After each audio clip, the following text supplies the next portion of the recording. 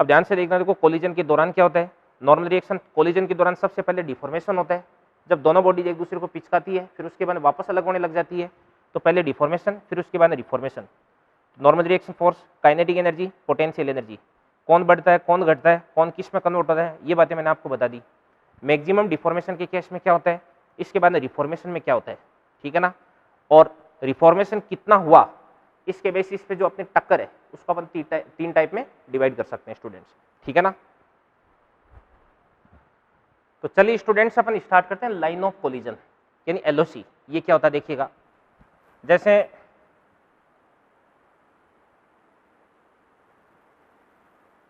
ये दो बॉडीज है जो एक दूसरे के साथ में टक्कर कर रही है, यहां पर ये आपके पास में पॉइंट ऑफ कांटेक्ट हो जाएगा। और ध्यान से देखना, देखो यहां पे अपन एक कॉमन टेंजेंट लाइन बना देते हैं, तो इसको अपन बोल देंगे कॉमन टेंजेंट।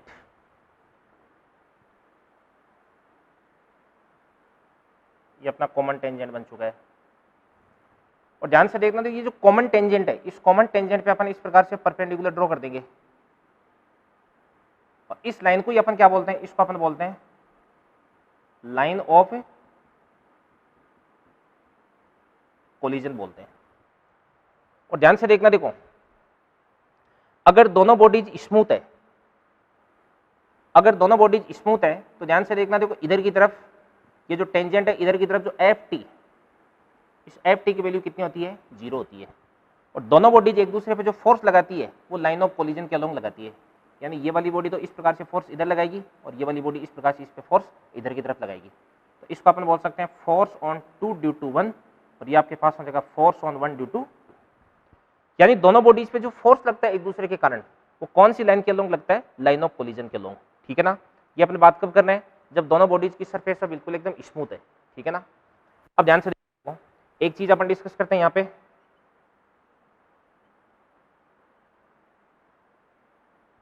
रेस्टिट्यूशन कोफिशिएंट, इसको अपन ई से रिप्रेजेंट करते हैं।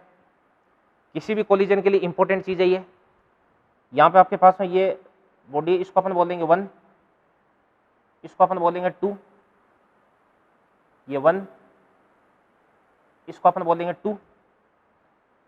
यहाँ पे इसकी जो वेलोसिटी है वो कितनी थी पहले, u1, और इसकी वेलोसिटी कितनी थी, u2। और जैसे दोनों के बीच में टक्कर होती है, तो टक्कर होते हैं यहाँ पे जो फर्स्ट है इसकी वेलोसिटी कितनी हो जाएगी, v1, और जो सेकंड है इसकी वेलोसिटी क्या देगी आपके पास में स्टूडेंट्स, v2 देगी। अब यहाँ पे इन दोनों की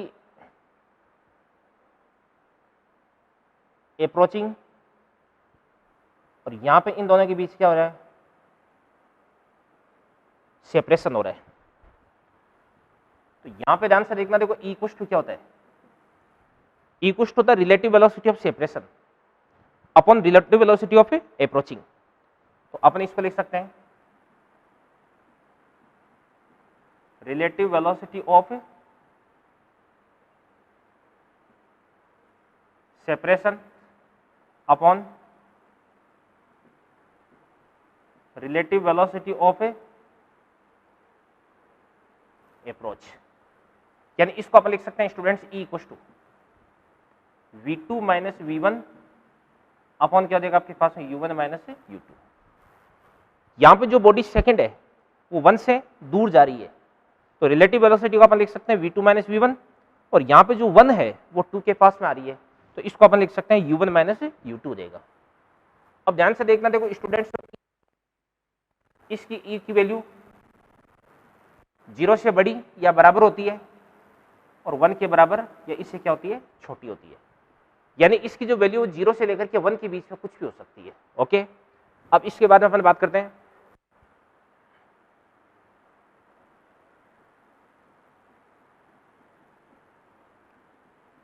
types of collision. Types of collision में सबसे पहले देखते हैं A, on the basis of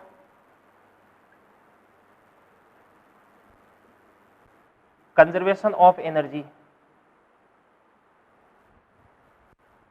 अब ध्यान से देखना, इस बेसिस पे 3 टाइप की कोलिजन होती है। फर्स्ट, तो फर्स्ट कोलिजन को अपन बोल देंगे इलास्टिक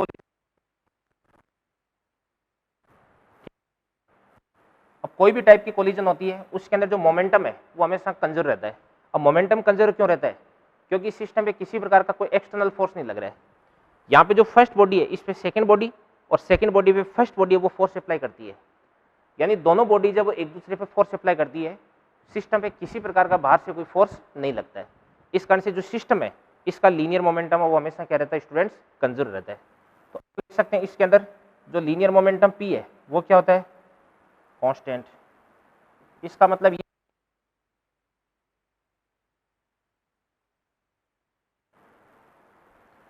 इसके बाद इसके अंदर जो काइनेटिक एनर्जी है वो भी क्या रहती है स्टूडेंट्स? कांस्टेंट। यानी फाइनल इसके अंदर देखिए जो ई होता है इस ई की वैल्यू कितनी होती है? 1 होती है। और ये वही कोलिजन है जिसके अंदर 100% रिफॉर्मेशन हो जाता है। यानी पहले सिस्टम के पास में कुछ काइनेटिक एनर्जी थी और जैसे दोनों के बीच में कोलिजन होती है तो कोलिजन के दौरान कुछ डिफॉर्मेशन होता है तो कुछ काइनेटिक एनर्जी वो पोटेंशियल एनर्जी में चली जाती है। फिर वापस जब रिफॉर्मेशन होता है तो इस स्थिति में जितनी काइनेटिक एनर्जी पोटेंशियल एनर्जी में कन्वर्ट हुई थी वो सारी की सारी पोटेंशियल एनर्जी है वापस काइनेटिक एनर्जी में कन्वर्ट हो जाती है। तो अल्टीमेटली आपकी जो फाइनल काइनेटिक एनर्जी है वो इनिशियल काइनेटिक एनर्जी के बराबर आ जाती है स्टूडेंट्स। ठीक है ना? इसके % रिफॉर्मेशन हो जाता है स्टूडेंट। ठीक है ना? ये तो आपके पास इलास्टिक। इसके बाद में अपन देखते हैं सेकंड है इन इलास्टिक कोलिजन। तो देखिएगा इलास्टिक कोलिजन जो लीनियर मोमेंटम पी है वो तो क्या होता है स्टूडेंट्स? कांस्टेंट ही रहता है। मैं आपको बता देता हूं कोई भी टाइप की कोलिजन है किसी भी टक्कर की अगर अपन बात करें तो लीनियर मोमेंटम हमेशा कंजर्व रहेगा। ठीक है ना?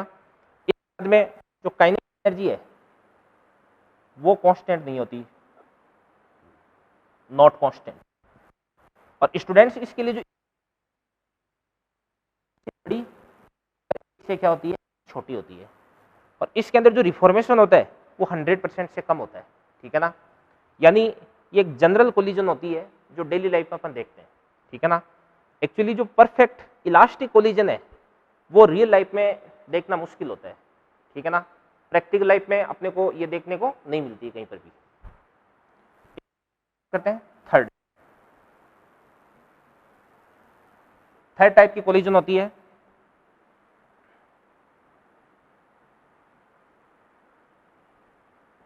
Perfect inelastic collision. अब ध्यान से देखना तो इसके अंदर भी लीनियर मोमेंटम है वो तो स्टूडेंट्स क्या होता है? कांस्टेंट होता है। इसके अंदर जो काइनेटिक एनर्जी होती है वो कांस्टेंट नहीं होती है। और इसके अंदर जो ई होता है वो स्टूडेंट्स कितना होता है? 0 होता है। यानी इसके अंदर जो रिफॉर्मेशन होता है वो कितना होता है स्टूडेंट्स? 0 होता है। यहाँ पे मतलब क्या होता है? देखिएगा ई क्या होता है? Relative velocity of separation upon relative velocity of approach. तो यहाँ से ई की वैल्यू जैसे अपन 0 पुट कर देंगे तो अपने पास रिलेटिव वेलोसिटी ऑफ सेपरेशन कितना आ जाएगा स्टूडेंट्स? 0 आ जाएगा। इसका मतलब ये हुआ कि टक्कर के बाद में दोनों बॉडीज एक दूसरे से चिपक जाती है और फिर उसके बाद में एक दूसरे से अलग नहीं होती है। ठीक है ना? यानी टक्कर के बाद में अगर दोनों बॉडीज एक दूसरे से कोलेस हो जाए, एक दूसरे को मतलब जकड़ ले, तो ऐसी कोलिजन को अपन क्या बोलते हैं? परफेक्ट इनइलास्टिक कोलिजन बोलते हैं स्टूडेंट्स। ठीक है ना? तो ये अपने पास होगी types of the basis of conservation of energy. ठीक है? तो डियर स्टूडेंट्स इसके बाद में देखिएगा अपन देखते हैं बी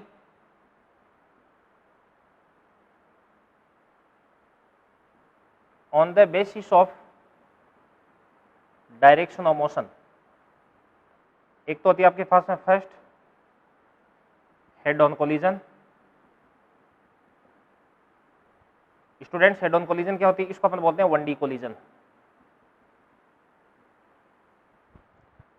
यानी जो कोलिजन होती है ना वो एक लाइन पर होती है, जैसे फर्स्ट बॉडी सेकंड बॉडी, टक्कर के बाद में ये फर्स्ट और ये आपके पास में सेकंड होगी 1 2 1 2। टक्कर से पहले ये इधर की तरफ जा रही है और टक्कर के बाद की अगर अपन बात करते हैं तो इसकी लाइन ऑफ मोशन और इसकी जो लाइन ऑफ मोशन है वो इधर की तरफ रह जाएगी, ठीक है ना। पहले और टक्कर के बाद में दोनों जो बॉडीज होती है ना वो एक ही लाइन के अलॉन्ग मूव करती है, तो इसको अपन बोलते हैं हेड ऑन कोलिजन। और इसके बाद में होती है सेकंड, इसको अपन बोलते हैं ऑब्लिक कोलिजन। तो ऑब्लिक कोलिजन या तो क्या होती है भाई 2D, और या स्टूडेंट्स क्या होती है 3D होती है।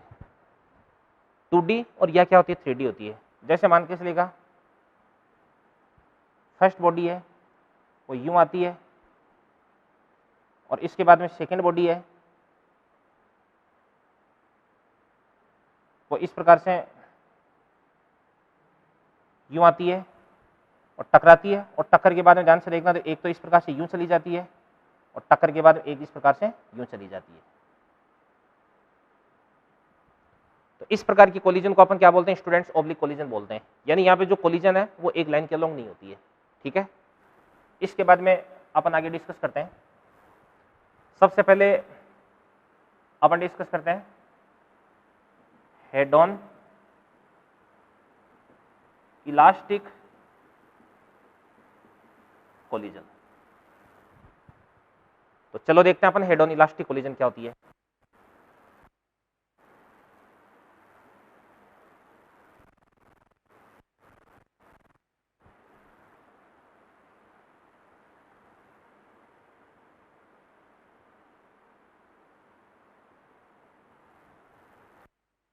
ये जो बॉडी इसका मास कितना देगा m1, इसका मास m2। यहाँ पे इसकी जो वेलोसिटी है वो आपके पास में u1 वेक्टर, और इस बॉडी की वेलोसिटी आपके पास में देगी u2 वेक्टर देगी। इसका मास m1 m2, इसकी वेलोसिटी देगी आपके पास में v1 वेक्टर, और यहाँ पे इसकी वेलोसिटी आपके पास में देगी स्टूडेंट्स v2 वेक्टर देगी। अब ध्यान से देखना तो ये आपके पास में हेड ऑन इलास्टिक कोलिजन है, तो ऑब्वियसली यहाँ पे लीनियर मोमेंटम का कंजर्वेशन होगा। तो अपन लिख सकते हैं p vector equal two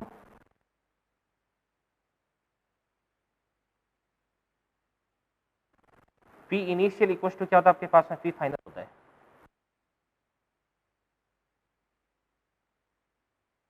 plus m2 u2 vector equal to m1 v1 vector plus क्या देगा आपके पास में m2 v2 वेक्टर हो जाएगा। इसके बाद में यहाँ पे जो स्टूडेंट्स काइनेटिक एनर्जी है वो कांस्टेंट होती है। इक्वल टू क्या होता है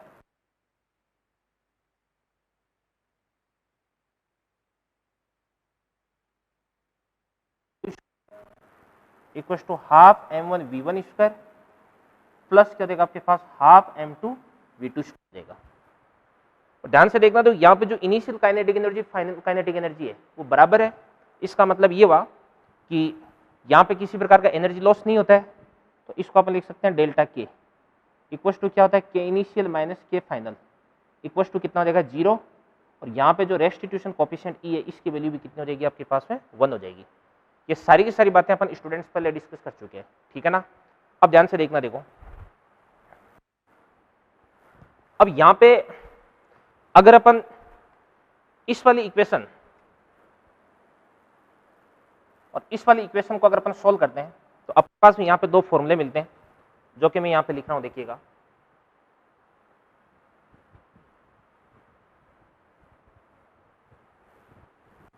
इन दोनों को सोल्व करने पे एक तो आपके पास आता है v1 का फॉर्मूला और एक आपके पास आता है v2 का फॉर्मूला। अगर फॉर्मूला v1 का है तो अपन लिख देंगे m1 minus m2 upon m1 plus m2 into क्या देगा आपके पास है u1 वेक्टर, और प्लस क्या देगा आपके पास है 2m2 upon m1 plus m2 into क्या होता है आपके पास है u2 वेक्टर होता है।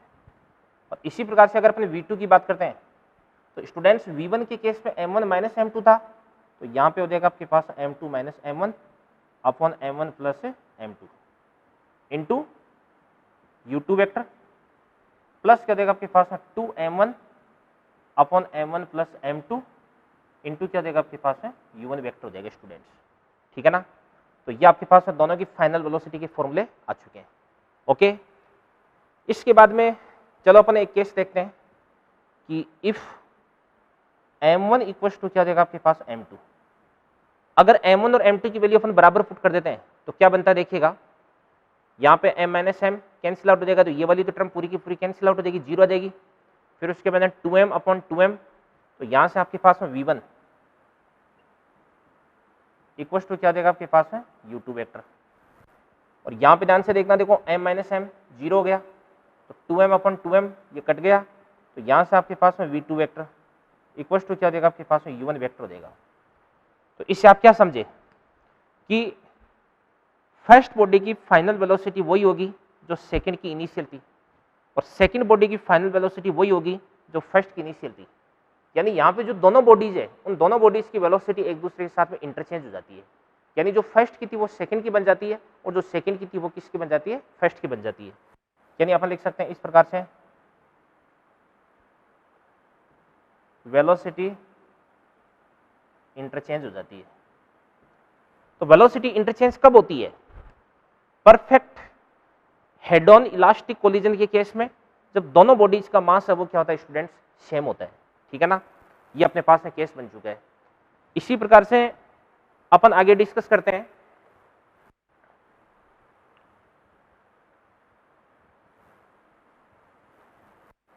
हेड ऑन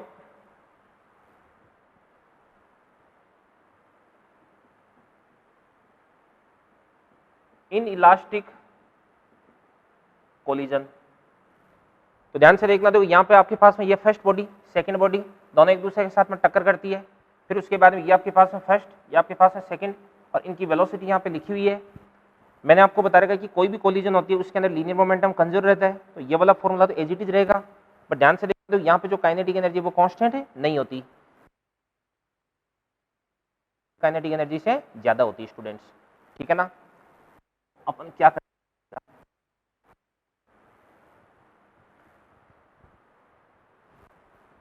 इसके बाद देखिएगा, एक अपन जानते हैं ई इक्वल टू क्या होता है, v2 माइनस v1 अपॉन क्या देगा आपके पास है u1 माइनस क्या देगा स्टूडेंट्स, u2 देगा। अब यहाँ पे एक तो ये वाला फॉर्मूला और एक ये वाला फॉर्मूला, इन दोनों फॉर्मूलाज को अगर अपन सोल्व कर देंगे तो यहाँ पे अपने पास में v1 और v2 देगा। क्या मिलता है देखिएगा,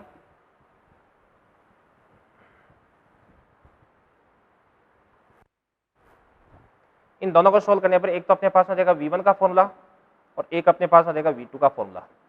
तो देखिएगा यहाँ पे आपके पास में v1 इक्वल टू कितना बन जाएगा, मैं बता देता हूँ, m1 माइनस क्या देगा आपके पास ई m2 upon m1 plus m2 into क्या देगा आपके पास में u1 vector plus m2 into कितना देगा आपके पास में 1 प्लस ई upon m1 plus m2 into क्या देगा आपके पास में u2 वेक्टर। और इसी प्रकार से v2 इक्वल टू क्या देगा m2 माइनस ई m1 upon m1 plus m2 into u2 vector plus m1 into 1 plus ई upon m1 plus m2 into क्या देगा आपके पास स्टूडेंट्स u1 वेक्टर बन जाएगा।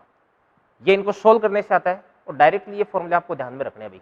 ठीक है ना, देखो याद रखना बहुत आसान होता है, v1 तो यहाँ पे पहले m1 आ जाएगा, यहाँ पे 1 तो यहाँ पे 1, m1 इसके साथ में u1, और ध्यान से देखना, तो यहाँ पे m1 आ गया तो यहाँ पे m2 आ जाएगा 1 प्लस ई के साथ में, और यहाँ पे v2 है तो m2, और यहाँ पे m2 तो यहाँ पे m1 हो गया। ठीक है ना, तो इस प्रकार से इन फॉर्मूलाज को आप ध्यान में रख सकते हैं। एक अपन लॉस इन काइनेटिक एनर्जी की बात करते हैं स्टूडेंट्स, जिसको अपन लिख सकते हैं डेल्टा के। तो ये आपके पास हो जाएगा के इनिशियल माइनस क्या देगा आपके पास है के फाइनल, और यदि आप सोल्व करोगे ना तो आपको ये फॉर्मूला मिल जाएगा half m1 m2 upon m1 plus m2 into u1 minus u2 का होल स्क्वायर, और फिर उसके बाद में 1 माइनस क्या देगा आपके पास में ई स्क्वायर हो जाएगा। ये फॉर्मूला भी आपको डायरेक्टली ध्यान में रखना है अभी। यानी किसी भी कोलिजन में अगर आपको m1 m2 u1 u2 और e की वैल्यू अगर आपको गिवन है, तो उस कोलिजन में कितना काइनेटिक एनर्जी का लॉस हुआ है वो अपन इजीली कैलकुलेट कर सकते हैं। ठीक है स्टूडेंट्स, ये चीज हो गई। तो ये अपनी जो सेकंड कोलिजन है वो अपन ने फिनिश कर दी है। तो डियर स्टूडेंट्स, इसके बाद में अपन डिस्कस करते हैं परफेक्ट इन इलास्टिक कोलिजन। तो क्या होता है देखिएगा कि m1 ये u1 से जा रहा है, कि m2 U2 से जा रहा है, फिर उसके बाद ध्यान से देखना, तो यहाँ पे दोनों एक दूसरे के साथ में जुड़ जाते हैं, ये m1 प्लस m2 बन जाता है और फाइनल वेलोसिटी आपके पास बन जाएगी इस प्रकार से v वेक्टर बन जाएगी, ठीक है ना। ये फाइनल वेलोसिटी आ चुकी है। यहाँ पे स्टूडेंट्स ऑफ p वेक्टर होता है वो तो कांस्टेंट होता है, यानी जो लीनियर मोमेंटम कंजर्वेशन है वो लागू रहता है। अब लीनियर मोमेंटम कंजर्वेशन कब लगता है?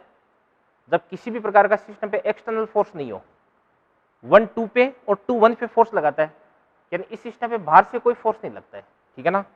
तो अपन ऐसे लिख सकते हैं m1 u1 vector plus m2 u2 vector equal to क्या देगा आपके पास m1 प्लस m2 इंटू क्या देगा आपके पास में v वेक्टर। तो यहां से आपके पास में जो फाइनल कॉमन वेलोसिटी है वो आ जाएगी m1 u1 plus m2 u2 upon क्या देगा आपके पास m1 प्लस m2। ये आपके पास में फाइनल वेलोसिटी आ चुकी है। अब मैंने आपको बताया कि दोनों बॉडी जब वो एक दूसरे के कांटेक्ट में आ जाती, कांटेक्ट में आने के बाद में अलग नहीं होती है, यानी एक दूसरे के साथ में फ्यूज हो जाती है, यानी जो फाइनल रिलेटिव वेलोसिटी है वो क्या होती है आपके पास में जीरो होती है, यानी यहाँ पे जो रेस्टिट्यूशन कोएफिशिएंट है ई है उसकी वैल्यू कितनी हो जाएगी स्टूडेंट्स? जीरो हो जाएगी। तो जो काइनेटिक एनर्जी लॉस का फॉर्मूला है उसको अपन क्या लिख सकते हैं? Half m1 m2 upon m1 plus m2 u1 minus u2 का होल स्क्वायर, और फिर उसके बाद यहाँ पे जो ई है इसकी वैल्यू कितनी हो जाएगी? जीरो। तो 1 माइनस ई स्क्वायर 1 ही रह जाएगा। तो ये आपके पास में काइनेटिक एनर्जी लॉस का फॉर्मूला आ चुका है, ठीक है ना। तो स्टूडेंट्स ये थी अपने पास में 3 टाइप की कोलिजन्स। इसके बाद में चलो अपन ऑब्लिक कोलिजन है उसकी भी बात कर लेते हैं। ऑब्लिक, देखिए ऑब्लिक कोलिजन है, इसमें कोई सी भी जो एक्सिस है उसके अलोंग हमेशा लीनियर मोमेंटम कंजर्व रहता है, ठीक है ना। तो अपन बोल देंगे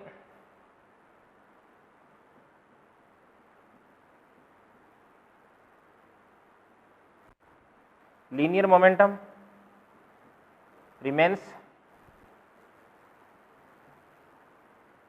कंजर्व्ड अलोंग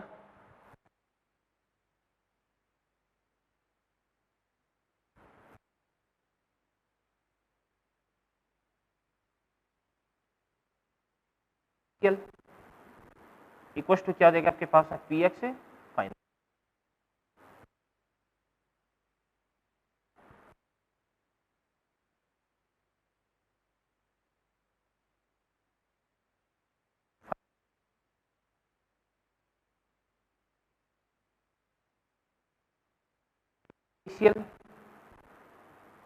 पीजेड फाइनल, यानी एक्स एक्सिस, वाई एक्सिस और जेड एक्सिस तीनों एक्सिस के अलोंग जो लीनियर मोमेंटम कंजर्व रहता है, ठीक है ना।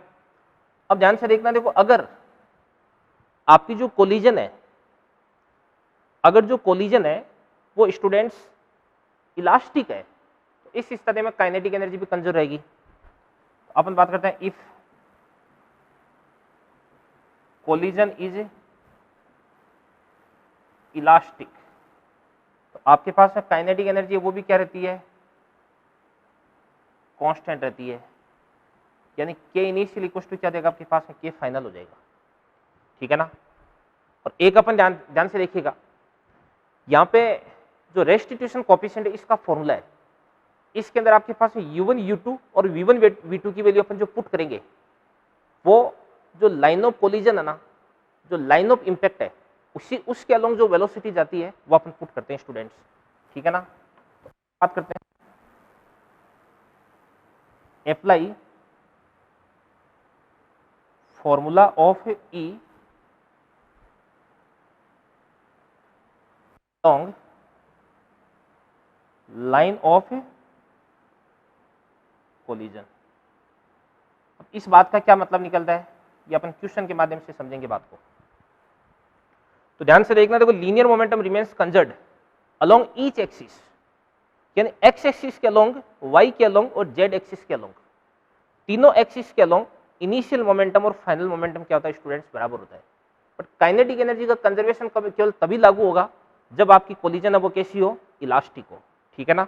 और apply formula of E along line of collision, जो लाइन ऑफ कोलिजन है उसी के अलोंग जो ई है इसका फॉर्मूला अपन अप्लाई करते हैं, ठीक है ना। तो ये अपना कोलिजन का जो थ्योरेटिकल पोर्शन है वो अपना कंप्लीट हो चुका है। इसके बाद में चलिए इस पे अपन कुछ क्वेश्चंस देखते हैं, अच्छे अच्छे क्वेश्चंस। तो चलिए स्टूडेंट्स अपन देखते हैं, यहाँ पे देखो अपने पास में एक बॉडी है, इस बॉडी का मास 2m है, इस बॉडी का मास m है, यहाँ पे इसकी जो वेलोसिटी है वो कितनी है u है, और ये रेस्ट पर रखी हुई है, ये वाली बॉडी इसको अप्रोच कर रही है, और इस टक्कर के लिए जो रेस्टिट्यूशन कोएफिशिएंट है उसकी वैल्यू कितनी है 0.5 है। यहाँ पे टक्कर के बाद में फर्स्ट बॉडी और सेकंड बॉडी की वेलोसिटी आपको कैलकुलेट करनी है, और इसके बाद में लॉस इन काइनेटिक एनर्जी है वो भी यहाँ पे आपको कैलकुलेट करना है। तो चलिए अपन देखते हैं, इसको सोल्व करते हैं। सॉल्यूशन देखिएगा इसका, देखो सबसे पहले अपन निकालते हैं V1 निकालते हैं, और V1 का मैंने आपको फॉर्मूला बता रखा है। क्या फॉर्मूला होता है बताओ, m1 माइनस ई m2 upon m1 plus m2 into क्या देगा आपके पास u1, ये आपके पास m2 1 प्लस ई m1 प्लस m2 इंटू क्या देगा u2 देगा। अब देखिएगा यहाँ पे सबसे पहले m1 की वैल्यू पुट करते हैं, तो m1 की वैल्यू कितनी हो जाएगी 2m, और इसके बाद है माइनस em2, ई की वैल्यू कितनी हो जाएगी 0.5, और m2 कितना आपके पास में बताओ m है, तो ये आपके पास में कितना हो जाएगा स्टूडेंट्स m/2 अपॉन m1 कितना हो जाएगा आपके पास में 2m, और m2 की वैल्यू कितनी हो जाएगी m, और यहां पर आपके पास जो u1 है इसकी वैल्यू कितनी हो जाएगी u प्लस, अब यहां पे जो सेकंड बॉडी है वो तो रेस्ट में, इस कारण से u2 की वैल्यू कितनी हो जाएगी आपके पास में 0 हो जाएगी, तो इसको अपन बोल देंगे 0। तो बराबर, चलो करते हैं इसको, सोल्व करते हैं अपन। तो क्या बन जाएगा 2m माइनस m/2 कितना हो जाएगा आपके पास में, बताओ 3m/2, और इसके बाद में 2m प्लस m कितना हो जाएगा आपके पास में 3m, और इसके बाद में इंटू कितना देगा आपके पास u, 3m से 3m को कैंसिल आउट कर देंगे, तो ये आपके पास में u/2 आ जाएगा, ये आपके पास आ गया u/2। अपन निकालते हैं v2 की वैल्यू निकालते हैं, तो v2 कुछ तो क्या होता है, ये होता है आपके पास m2 माइनस ई m1 upon m1 plus m2 into क्या देगा आपके पास u2 plus m1 into 1 plus ई upon m1 plus m2 into क्या देगा आपके पास में u1 हो जाएगा। अब देखिएगा यहाँ पे अपने पास जो u2 है वो कितना है 0 है, तो ये वाली टर्म तो अपन पहले ही 0 लिख देंगे, इक्वल्स टू m1 की वैल्यू कितनी हो जाएगी आपके पास में, देखिएगा 2m,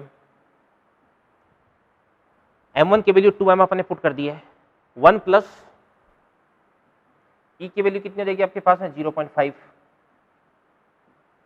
अपॉन m1 कितना हो जाएगा m, m2 कितना हो जाएगा आपके पास में 2m, मतलब 2m प्लस m हो जाएगा, इंटू u1 कितना हो जाएगा आपके पास में u।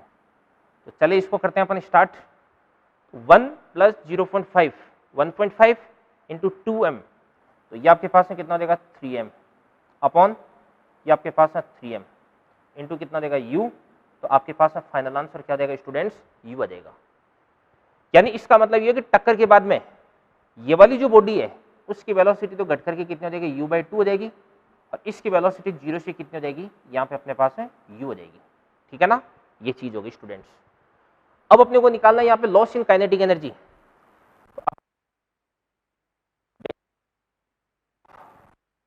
m1 कितना देगा 2m, m2 कितना देगा m अपॉन m1 कितना देगा 2m प्लस m2, u1 कितना देगा स्टूडेंट्स आपके पास में u, u2 कितना देगा 0, इसका होल स्क्वायर, और इसके बाद 1 माइनस ई कितना देगा 0.5, इसका स्क्वायर कितना देगा आपके पास में 0.25 हो जाएगा।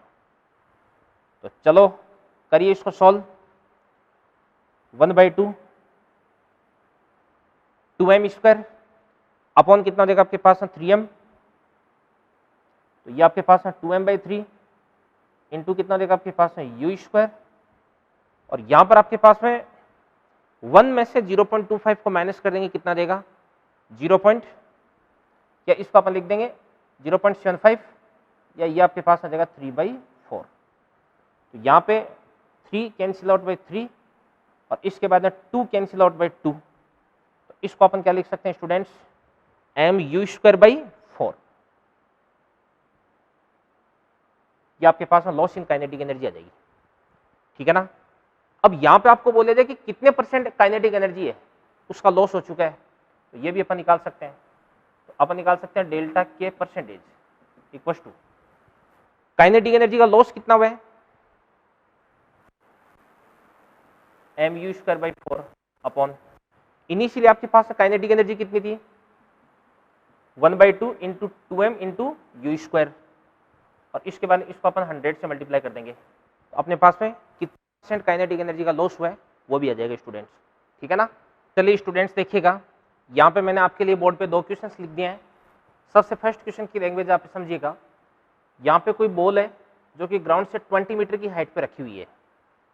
यहाँ से इस बॉल को अपन क्या करते हैं, रिलीज करते हैं, और जैसे अपन रिलीज करेंगे वैसे ऐसे बॉल नीचे की तरफ आएगी, कुछ वेलोसिटी गेन करेगी और ग्राउंड से टकराएगी, और टकरा करके फिर वापस रिबाउंड हो जाएगी, यानी वापस उछल जाएगी। अब यहाँ पे जो कोलिजन हो रही है उसका रेस्टिट्यूशन कोफिशिएंट कितना दे रखा है आपको, 0.5 दे रखा है। तो आपको पूछा जा रहा है height attend by ball after collision, यानी टक्कर के बाद में ये जो बॉल है ये वापस किस हाइट तक उछलती है, वो हाइट आपको h है, वो पूछ रखी स्टूडेंट्स। तो चलिए अपन देखते हैं। सबसे पहले अपन देखते हैं कि यहाँ पे जब बॉल यहाँ पे पहुंचती है तो इसकी वेलोसिटी कितनी हो जाती है, और ये वेलोसिटी तो अपन लिख सकते हैं यहाँ पे u1 इक्वल टू कितना देगा आपके पास √2gh। तो 2g कितना ले लेते हैं अपन 10, और h कितना देगा आपके पास 20। तो स्टूडेंट्स ये तो आपके पास हो जाएगा 20 मीटर पर सेकंड हो जाएगा, ठीक है ना, 20 मीटर पर सेकंड हो गया। अब देखो वैसे डायरेक्टली आप निकाल सकते हो कि टक्कर के बाद में इसकी जो वेलोसिटी v1 है, क्योंकि यहाँ पे जो ग्राउंड है वो तो ऑब्वियसली किस में रहेगा, रेस्ट में रहेगा। यहाँ पे जो v1 होता है वो e टाइम्स हो जाता है किसका, u1 का हो जाता है। तो यहाँ पे e की वैल्यू कितनी हो जाएगी 0.5,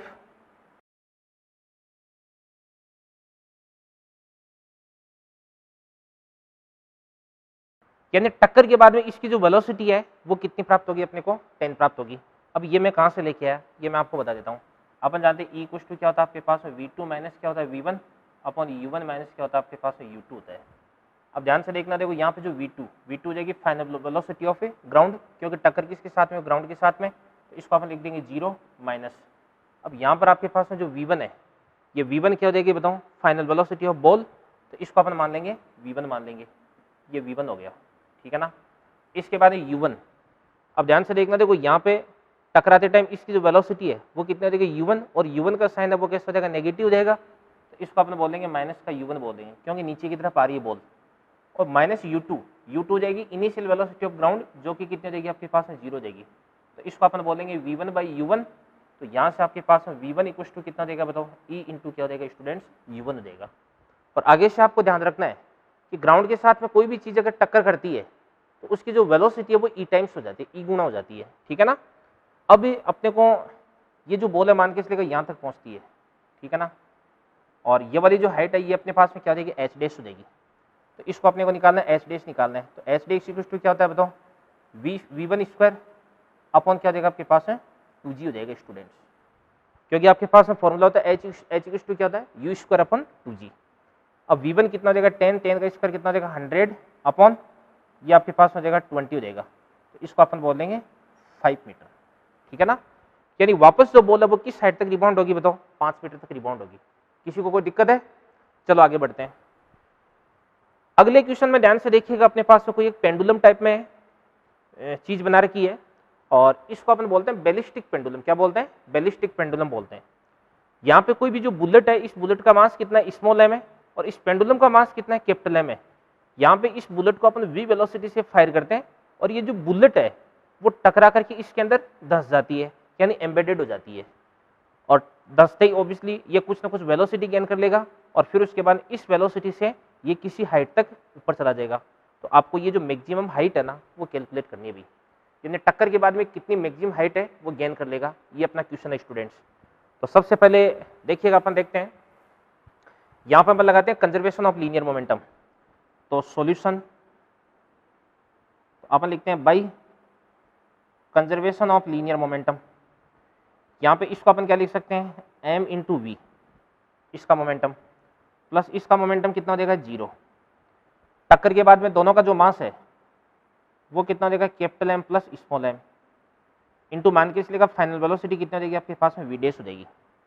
तो यहाँ से अपने पास में जो v डैश है इसको अपन लिख सकते हैं बच्चों mv upon capital M plus small m हो जाएगा, ठीक है ना।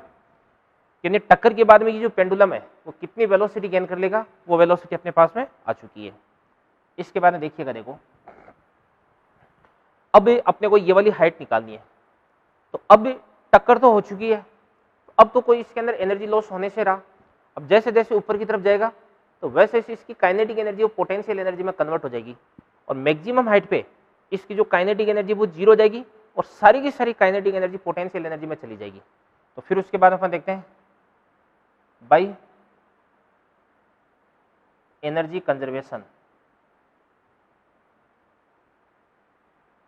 अब देखो आप ऐसे मत सोचना कि सर यहाँ पे आपने एनर्जी कंजर्वेशन कैसे लगा दिया, जबकि टक्कर है वो तो परफेक्ट इनइलास्टिक है, ठीक है ना। यहाँ पे जो कोलिजन है वो तो परफेक्ट इनइलास्टिक कोलिजन है, फिर भी मैं यहाँ पे एनर्जी कंजर्वेशन लगा रहा हूँ क्योंकि टक्कर के बाद में लगा रहा हूँ, टक्कर के लिए नहीं लगा रहा। मैं ऐसे नहीं बोल रहा कि इसके टक्कर होने से पहले की काइनेटिक एनर्जी टक्कर होने के बाद की काइनेटिक एनर्जी बराबर है, ये नहीं बोल रहा हूँ मैं, ठीक है ना। टक्कर तो हो चुकी है, उसके बाद में तो एनर्जी कॉन्स्टेंट रहेगी ना। तो यहाँ पे इसके पास में काइनेटिक एनर्जी कितनी हो जाएगी सिस्टम की, हाफ टोटल मास कितना देगा capital M plus small m, ठीक है ना। और वेलोसिटी कितनी देगी आपके पास में v डैश। तो v डैश का स्क्वायर कर देंगे, तो v डैश का स्क्वायर क्या देगा आपके पास में, देखो small m square v square upon capital M plus small m का होल स्क्वायर, ठीक है ना।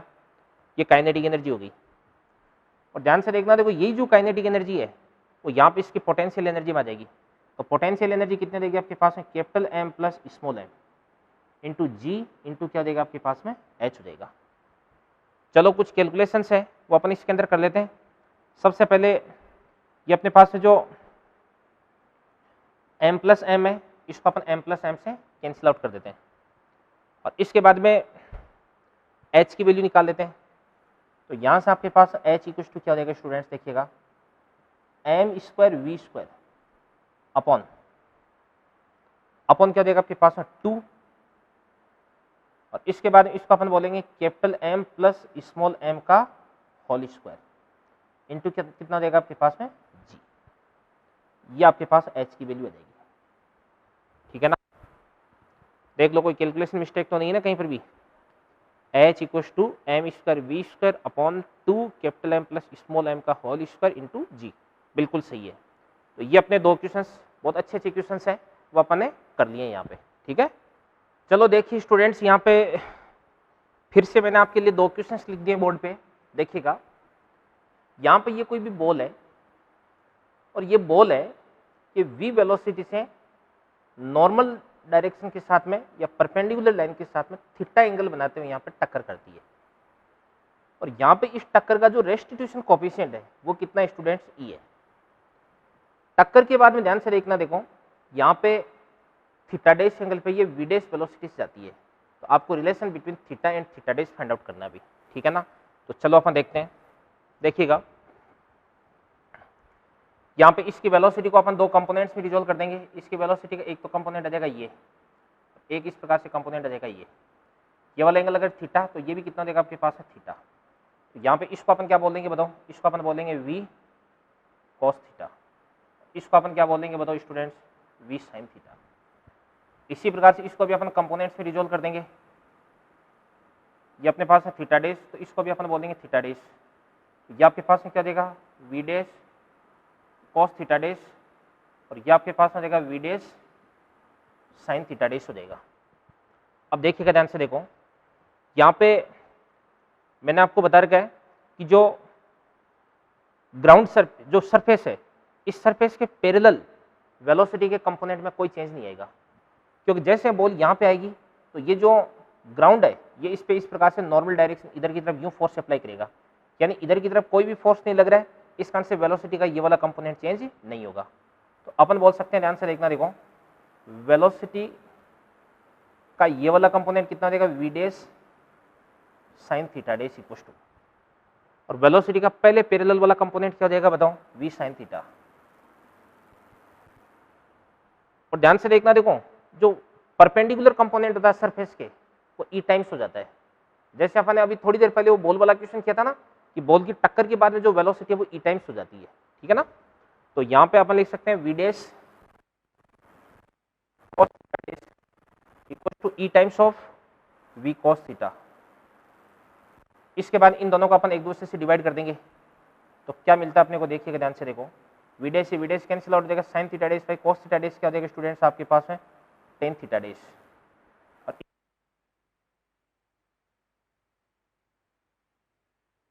भाई cos थीटा क्या हो जाएगा अपॉन क्या हो जाएगा आपके पास में, ये हो जाएगा। ये बात होगी स्टूडेंट्स, देखिएगा, ठीक है ना। तो ये अपना एक क्वेश्चन अच्छा क्वेश्चन और बन चुका है, ठीक है। इसके बाद में चलो अपन अगला क्वेश्चन देखते हैं। देखो यहाँ पे एक ब्लॉक है, इसका मास कितना m है, ये v वेलोसिटी से चलता हुआ 2m मास के एक ब्लॉक से टक्कर करता है, और ये जो 2m मास का ब्लॉक है एक के स्प्रिंग कांस्टेंट की स्प्रिंग की हेल्प से m मास के ब्लॉक के साथ में जुड़ा हुआ है।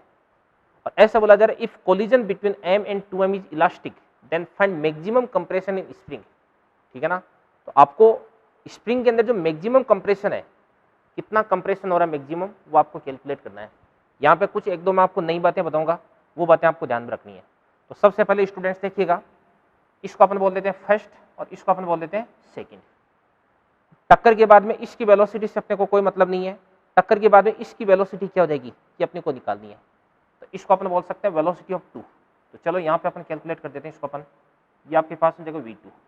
तो v2 इक्वल टू क्या होता है बताओ, v2 का फॉर्मूला क्या होता है m2, collision between m and 2m is elastic. तो इलास्टिक कोलिजन के केस में फॉर्मूला क्या होता है, m2 माइनस क्या होता है आपके पास m1 upon m1 plus m2 into क्या होता है आपके पास है u2, और ये आपके पास में क्या हो जाएगा 2m1 upon m1 plus m2 into क्या होता है आपके पास में u1 होता है स्टूडेंट्स। तो चलो देखते हैं अपन, टक्कर से पहले इसकी जो वेलोसिटी है वो तो कितनी आपके पास है 0, तो u2 तो आपके पास में 0 देगा, तो ये वाली टर्म तो अपन लिख देंगे 0 लिख देंगे, तो इक्वल टू, तो 2 m1 कितना हो जाएगा आपके पास m upon m1 plus m2 कितना हो जाएगा m प्लस 2m कितना हो जाएगा 3m इंटू इसकी वेलोसिटी कितनी देगी आपके पास में v, तो इसको अपन बोलेंगे 2v अपॉन क्या देगा 3। यानी टक्कर के बाद में ये वाला जो ब्लॉक है ये इधर की तरफ चलने लग जाएगा किस वेलोसिटी से 2v/3 से, ठीक है ना। ये अपने को पता चल चुका है। अब देखिएगा, देखो एक चीज मैं आपको बताता हूं जो आपको ध्यान में रखनी है, इस बात को दिमाग में बिठा लेना आप कि स्प्रिंग में जो कंप्रेशन है वो आपको मैक्सिमम कब प्राप्त होता है, किस केस में आपको स्प्रिंग में कंप्रेशन मैक्सिमम मिलेगा, मैं बताता हूं। जब दोनों की वेलोसिटी बराबर हो जाएगी, जब दोनों एक ही वेलोसिटी से चलने लग जाएंगे। क्यों, क्योंकि यहाँ पे ये वाला जो ब्लॉक है कुछ वेलोसिटी गेन कर चुका है, तो पहले ये इसको क्या करता है स्टूडेंट्स, इस प्रकार से कंप्रेस करता है, और फिर उसके बाद में पहले ये कंप्रेस करता है तो इसकी स्पीड तो धीरे धीरे बढ़ती है, इसकी स्पीड धीरे धीरे घटती है, और जब कंप्रेशन मैक्सिमम हो जाता है तो दोनों की स्पीड क्या हो जाती है बराबर हो जाती है, और फिर उसके बाद इसकी स्पीड बढ़ जाती है, और फिर उसके बाद इस स्पीड क्या हो जाती है वापस घटने लग जाती है, ठीक है ना। तो आपको ध्यान रखना है।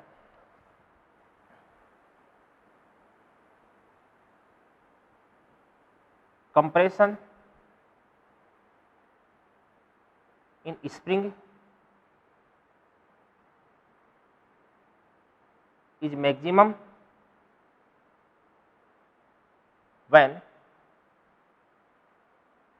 speeds of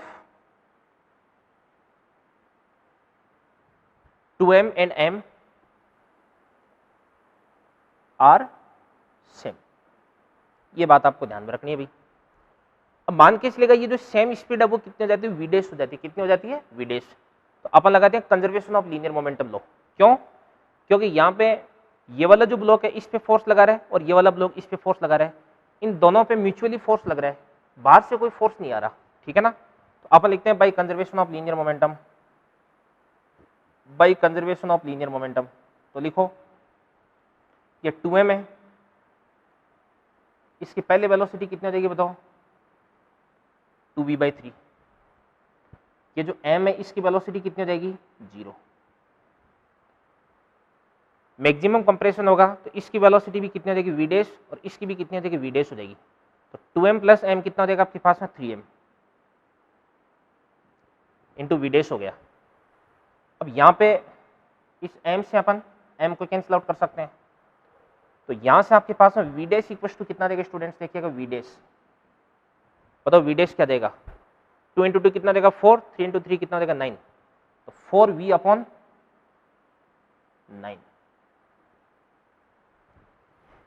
मतलब जब इस ब्लॉक की और इस ब्लॉक की दोनों की वेलोसिटी कितनी हो जाएगी 4v/9, तो इस केस में अपने को मैक्सिमम कंप्रेशन प्राप्त होगा, ठीक है ना।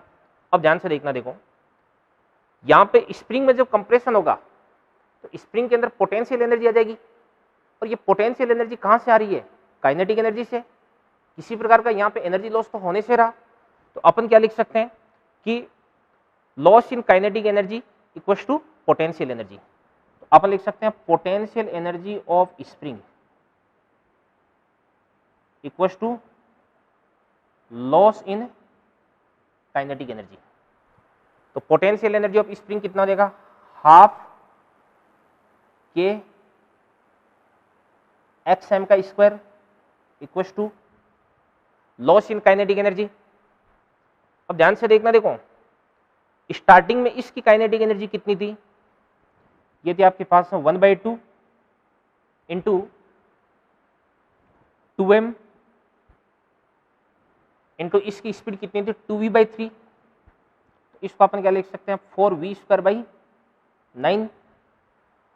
तो ये तो आपके पास में इसकी काइनेटिक एनर्जी आ गई। इसके पास में पहले काइनेटिक एनर्जी 0 थी क्योंकि इसकी स्पीड 0 थी, माइनस, अब ध्यान से देखना, देखो अब इन दोनों की काइनेटिक एनर्जी कितनी हो चुकी है 1/2 इंटू 2m + m कितना हो जाएगा आपके पास है 3m इंटू, और दोनों की जो कॉमन स्पीड है वो कितने आपके पास है 4v/9, तो इसका स्क्वायर कितना देगा 16v² अपॉन क्या देगा आपके पास में 9 का अपन क्या लिख सकते हैं 81। थोड़ी सी लेंथी कैलकुलेशन है, इसको अपन करते हैं, सोल्व करते हैं, देखिए क्या बनता है। सबसे पहले 1/2 1/2 और 1/2 इनको कॉमन लेकर के काट दीजिएगा आप, और उसके बाद में क्या बनता है देखिएगा, इसको मैं लिख देता हूं यहाँ पे, चलो इसकी कैलकुलेशन इधर की तरफ कर देते हैं अपन, उधर की तरफ थोड़ा सा स्पेस कम है। तो ये अपने पास में हो जाएगा के xm² इक्वल टू क्या आपके पास है 4 × 2 कितना देगा 8, तो 8mv²/9 माइनस ये क्या बन जाएगा आपके पास में, इस 3 को अपन कैंसिल आउट कर देंगे इससे, तो कितनी बार जाए 27, तो 16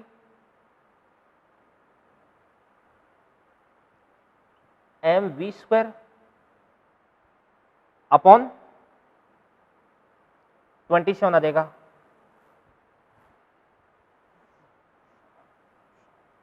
तो कितना आ रहा है देखो, देखिए 8mv²/27 आ रहा है क्या, सही किया क्या,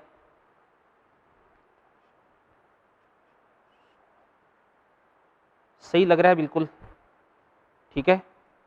तो यहां से आपके पास है जो xm² है, xm² को अपन क्या लिख सकते हैं बताओ 8mv²/27 इंटू के। तो यहां से आपके पास है जो xm है वो क्या बन जाएगा बताओ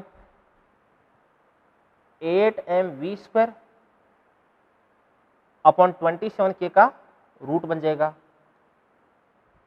अब यहां पे अपन क्या लिख सकते हैं देखो, v² बाहर आएगा v बन जाएगा, और 8 का क्या बन जाएगा स्टूडेंट्स 2√2, और 27 को अपन क्या लिख सकते हैं बताओ 9 × 3, तो यहां से अपने पास 3 बाहर आ जाएगा, ठीक है ना।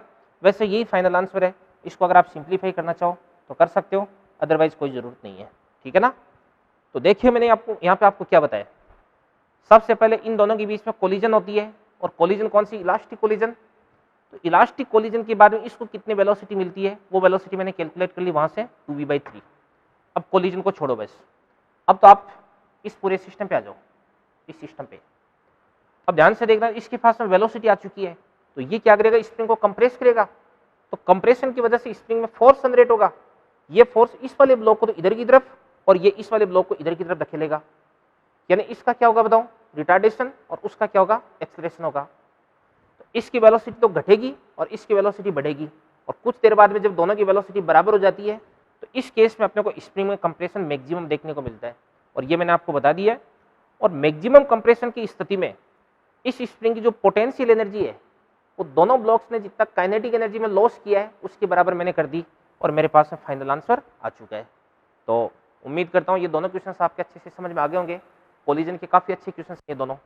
स्टूडेंट्स देखिएगा, एक क्वेश्चन आपके पास में ओब्लिक कोलिजन का क्वेश्चन आई है। यहाँ पे 2m मास की कोई भी बॉडी है, m मास की कोई बॉडी जो कि रेस्ट में रखी हुई है, ये v वेलोसिटी से आती हुई इसके साथ में टक्कर करती है। टक्कर के बाद का सीन मैं आपको बताता हूँ। ये जो m है ना, वो जो इनिशियल डायरेक्शन है उसके साथ में 90 डिग्री का एंगल बनाते हुए v वेलोसिटी से चला जाता है, और आपको पूछा जा रहा है find velocity of 2m after collision, यानी टक्कर के बाद में जो 2m है उसकी वेलोसिटी आपको फाइंड आउट करनी है स्टूडेंट्स, ठीक है ना। तो चलो अपन देखते हैं, देखिएगा। देखो इनिशियली आपके पास में जो मोमेंटम है वो किधर की तरफ हो जाएगा, हॉरिजॉन्टल डायरेक्शन में, और यहाँ जो मोमेंटम वो किधर की तरफ हो जाएगा, वर्टिकल डायरेक्शन। अब ध्यान से देखना, देखो यहाँ पे हॉरिजॉन्टल कंपोनेंट, हॉरिजॉन्टल डायरेक्शन और वर्टिकल डायरेक्शन में लीनियर मोमेंटम कंजर्व रहना चाहिए। अब ये तो वर्टिकल डायरेक्शन में चला गया, तो ऑब्वियसली इसके पास में एक हॉरिजॉन्टल मोमेंटम भी होगा, और मान के इसकी वेलोसिटी कितनी हो जाएगी बताओ, vx बोल दो। और इसी प्रकार से ध्यान से देखना, देखो पहले तो आपके पास में कोई फाइनल मोमेंटम था नहीं y डायरेक्शन में, इसके पास में y डायरेक्शन मोमेंटम आ गया, तो इसको कैंसिलाइज करने के लिए इसके पास में भी इधर की तरफ अपोजिट डायरेक्शन में एक मोमेंटम होना चाहिए, तो इसको अपन क्या बोल सकते हैं बताओ, vy बोल देंगे। और यहाँ पे इसकी जो रिजल्टेंट वेलोसिटी है वो इस प्रकार से इधर की तरफ आ जाएगी, इसको अपन क्या बोल सकते हैं, v2 बोल सकते हैं, ठीक है ना। और मान के चलिएगा ये वाला जो एंगल आपके पास में कितना देगा, थीटा हो जाएगा स्टूडेंट्स। अब देखिएगा, अपन लगाते हैं conservation of linear momentum in x direction. तो एक्स डायरेक्शन में इनिशियल मोमेंटम कितना था आपके पास है, 2mv, प्लस इसका कितना था बताओ, 0, इक्वल्स टू, ये तो y डायरेक्शन में जा रहा है, तो इसके पास में x डायरेक्शन में कोई मोमेंटम नहीं है, और 2m का कितना हो जाएगा बताओ, 2m का हो जाएगा 2m इंटू वी एक्स, तो इसको अपन बोलेंगे 2m इंटू क्या हो जाएगा आपके पास में vx हो जाएगा। तो यहाँ से आपके पास में जो vx है उसकी वैल्यू कितनी आ जाएगी स्टूडेंट्स, v आ जाएगी। 2m से 2m को काट देंगे तो vx तो आपके पास में v आ जाएगा।